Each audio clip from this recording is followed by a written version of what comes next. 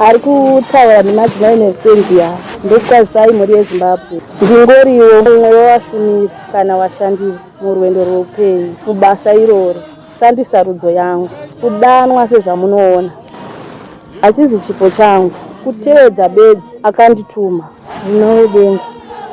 Zvino kana dziri nyaya dzinobva kuna Mwari, Mwari ndiye nyakusika, Mwari ndiye muridzi wevanhu.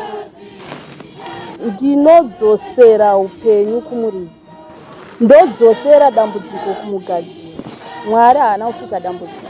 Kuita kwemweya yetsvina, mweya yerima, pambofamba zvarama, wapedza mari. Mawengana muri yese, manongedzerana dzinga rese, minduva hapana. Hauchatende kumaprofita, wanzwa nawo matombo. Oiri nemwe munamato hatichataura. Handina mate Mwari vasingapinduri. Here is your last solution. Dzamunoti vadzitadza idzo, yaunoti yako waneta nayo, zvamakungoti makungotarisa. Ina handizi wekuyedzwa, handizi mukundikana. Taura neni, ndati ndibatei. Kupesana kwedzimhuri, kutizwa nemurume, kufirwa zvisina tsarukano, kurasikirwa nepamiri, kunongedzana mudzimba, kushanda pasina chinobuda. Ndati ndibatei. Yangu inopera ipapo ipapo. Huya ndirwe hondo dzako.